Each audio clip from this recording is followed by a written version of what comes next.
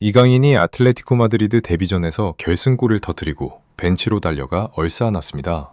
그런데 정작 이강인이 가장 먼저 감사를 전하고 싶었던 사람은 그 자리에 없었습니다.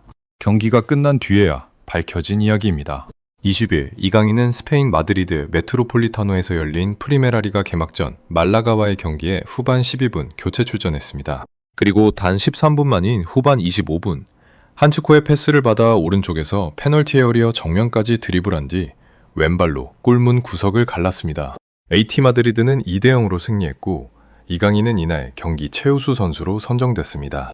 현지 매체들의 반응은 뜨거웠습니다. 스페인 아스는 앙투안 그리즈만이 떠나며 비워둔 등번호 7번을 이강인이 이어받았다는 사실을 언급하며 메트로폴리타노에 강인 열풍이 불고 있다고 전했고 마르카는 이날 뛴 모든 선수 중 이강인에게만 별 3개를 부여했습니다.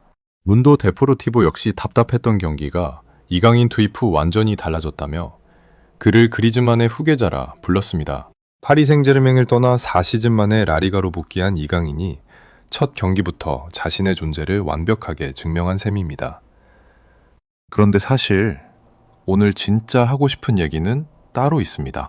이 화려한 데뷔골 뒤에 아무도 카메라에 담지 못한 장면이 하나 있었습니다. 경기가 끝난 뒤 이강인이 직접 밝힌 이야기입니다.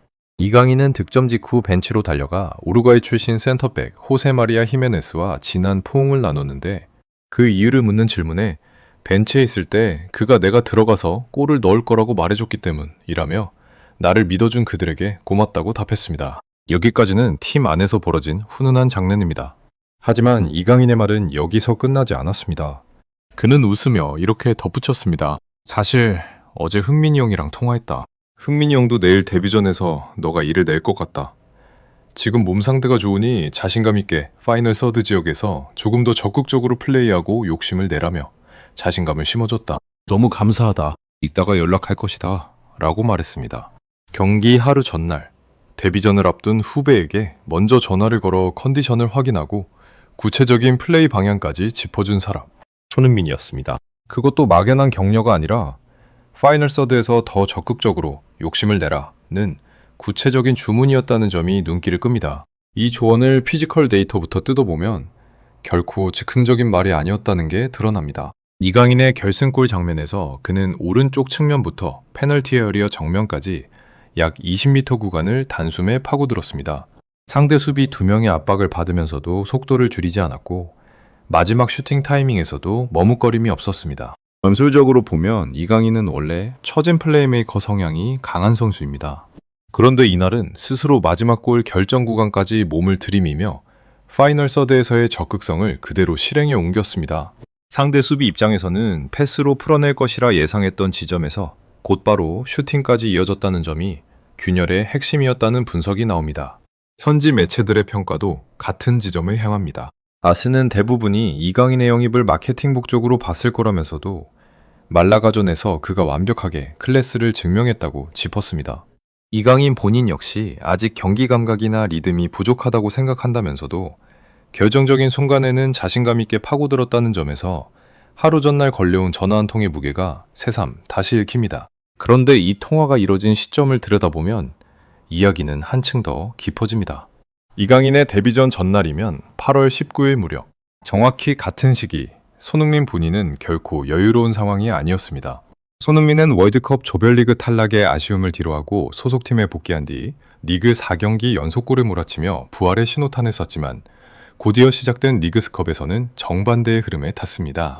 지난 4일 과달라하라전에서는 86분을 뛰고도 9일 톨루카전에서는 68분을 뛰고도 유효슈팅 하나 제대로 만들지 못한 채 침묵했습니다. 상대 수비의 밀착 마크와 살인적인 일정 속 피로 누적이 겹친 결과라는 분석이 이어졌고 도스 산토스 감독조차 선수단의 체력 부담을 우려한다는 이야기가 나올 정도였습니다. 바로 그 침묵을 깨야 했던 케레타로전이 13일에 열렸고 손흥민은 최전방 선발로 나서 풀타임을 소화하고도 끝내 공격 포인트를 남기지 못했습니다. 다만 90분 무승부 끝에 이어진 승부차기에서는 두 번째 키커로 나서 득점에 성공하며 팀의 8강 희망을 이어갔습니다. 하지만 다음 날인 14일 다른 팀들의 결과가 엇갈리며 LAFC는 결국 리그스컵 8강 진출에 실패했다는 소식이 전해졌습니다. 개인 득점포는 2경기 연속 침묵했고 팀은 대회에서 탈락했습니다. 정확히 그 며칠 사이 손흥민은 자신의 컨디션도 팀의 성적도 뜻대로 풀리지 않는 시기를 지나고 있었던 겁니다. 그럼에도 손흥민의 시즌 전체를 보면 왜 그의 조언에 무게가 실리는지 이해가 됩니다. 손흥민은 이번 시즌 북중미 카리브 축구연맹 챔피언스컵에서 2골을 기록했고 리그 도움 부문에서는 9개로 MLS 전체 선두를 지키고 있습니다.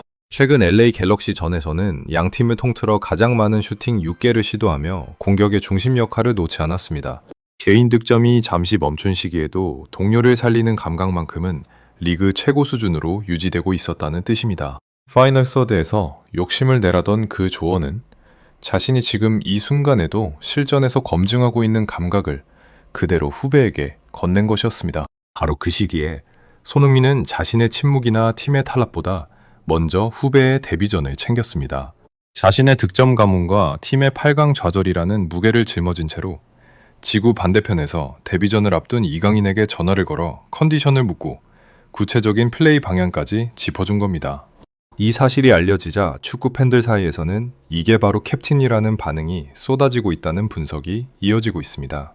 시메오네 감독 역시 경기 후 이강인을 향해 경기가 요구하는 바에 맞춰 뛰는 선수이자 팀에 헌신하는 선수라며 국가대표팀과 이전 소속팀에서 그 모습을 보여줬다고 평가했습니다.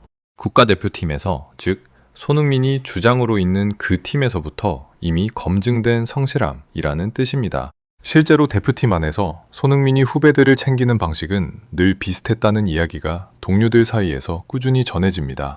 큰 조언보다 사소한 디테일 하나를 콕 짚어주는 방식이라는 겁니다. 이런 영향력이 낯설지 않다는 반응은 해외에서도 이미 나온 적이 있습니다. 영국 BBC는 손흥민의 LAFC 이적을 두고 리오넬 메시급 영향력을 만들어냈다며 그의 입단 기자회견이 유튜브에서 20만 조회수를 기록했고 LAFC 소셜미디어 전체로는 약 340억 조회수가 나왔다고 조명한 바 있습니다. 그라운드 위에서의 파급력이 이 정도였다는 걸 감안하면 그라운드 밖에서 후배 한 명의 커리어를 조용히 챙기는 일 정도는 손흥민에게 그리 특별하지 않은 일상이었을지도 모릅니다. 득점지 손흥민이 아닌 히메네스와 먼저 포옹한 이강인의 모습을 두고도 손흥민은 굳이 생색내지 않고 조용히 뒤에서 힘을 보태는 쪽을 택했다는 해석이 나옵니다. 정작 이강인이 경기 후 인터뷰에서 그 통화 내용을 직접 꺼내지 않았다면 이 이야기는 세상에 알려지지도 않았을 것입니다. 자신의 부진과 팀의 탈락 소식이 겹친 한 주를 보내면서도 화면을 잡히지 않는 곳에서 후배의 커리어에 조용히 힘을 보태는 것. 이것이야말로 손흥민이 오랜 시간 대표팀 캡틴 완장을 차고 있었던 이유를 보여주는 장면이라는 평가가 힘을 얻고 있습니다. 한편 손흥민 본인의 시즌은 이제 막바지 스퍼트에 접어들고 있습니다. LAFC는 최근 독일 바이에른 뮌헨에서 아르민도 지프를 새롭게 영입하며 손흥민의 새 조력자를 마련했다는 소식도 함께 전해졌습니다. 리그스컵에서의 아쉬움을 뒤로하고 정규리그와 남은 대회 일정에서 다시 골 감각을 되찾을 수 있을지 관심이 모아지고 있습니다. 차범근의 기록까지 이제 단 무골. 그리고 그라운드 밖에서도 손흥민은 여전히 후배들의 등을 밀어주고 있습니다. 이것이 손흥민이 하는 것입니다. 우리나라는 손흥민 보유국입니다. 오늘도 수고 많으셨습니다. 좋아요와 구독으로 응원해주시면 큰 힘이 됩니다.